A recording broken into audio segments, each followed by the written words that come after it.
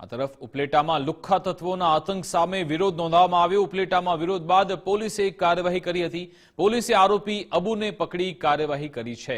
આરોપીનું જાહેરમાં સરઘસ પણ કાઢવામાં આવ્યું। મોટી સંખ્યામાં લોકોના ટોળે ટોળા ઉમટી પડ્યા હતા। પોલીસની સમજાવટ બાદ લોકો વિખરાયા હતા। ડીવાયએસપી એલસીબી પીઆઈ સહિતનો સ્ટાફ ઘટના સ્થળે પહોંચ્યો। આરોપીનું રિકન્સ્ટ્રક્શન કર્યા બાદ લોકો વિખરાયા। શાહરૂખ નામના આરોપીએ રિક્ષા ચાલક સાથે બબાલ કરી હતી અને અબુ નામના આરોપીએ જાહેરમાં હથિયાર વડે રોફ બતાવ્યો હતો।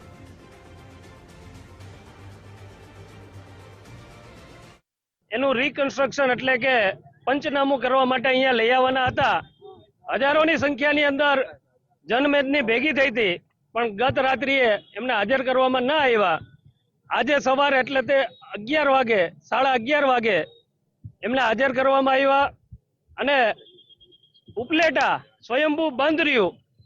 ઉપલેટા શહેરે પૂરેપૂરો સપોર્ટ આપ્યો અને આ વાત ક્યારેય પણ ઉપલેટા આવી ગોજારી જે ઘટનાઓ બને છે, આવી લુખ્ખાગીરી છે, એને ક્યારેય ચલાવી લેશે નહીં। આ જે ઘટના બની છે એ કોઈને ગળે નથી ઉતરતી કે ભાઈ આવો એક ઘટના અહીંયા આપણા ઉપલેટામાં પણ બને।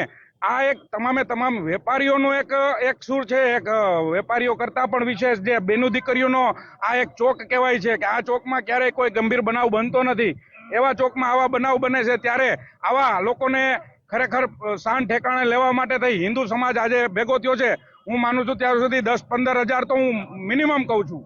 ત્યારે આવી ઘટના હવે ક્યારેય નહીં બને એવી તો અમને પણ ખાતરી બની છે। શિવરાત્રીને રાત્રે જે ઉપલેટાના બાવલા ચોકમાં જે ઘટના બની, એ ઘટનામાં પોલીસ ખાતાએ જે સંપૂર્ણ પ્રામાણિકતા અને ઈમાનદારીથી જે કામગીરી કરી છે, એ બદલ ઉપલેટા હિન્દુ સમાજ સમસ્ત પોલીસ ખાતાનો ખૂબ ખૂબ આભાર વ્યક્ત કરે છે। અને આ સાથે મારે એક હિન્દુ સમાજને પણ કહેવાનું છે કે જ્યારે આવું કાંઈ પણ બને ત્યારે એકતામાં રહેજો। એકતામાં જ અનેકતા છે, બટેગે તો કટેગે। ગઈકાલે ઉપલેટા પોલીસ સ્ટેશનમાં જીપી એક્ટ 135 મુજબ એફઆઈઆર દાખલ કરવામાં આવી હતી, જેમાં પોલીસ દ્વારા બાવલા ચોકમાં મારામારીના આરોપીની શોધ અને ધરપકડ 24 કલાકથી ઓછું સમયમાં પૂર્ણ થતી હતી। આમાં હવે કાયદેસર કાર્યવાહી ચાલુ છે અને આરોપી પોલીસની ધરપકડમાં જ છે। હવે બધી ઉપલેટામાં સ્થિતિ શાંત છે।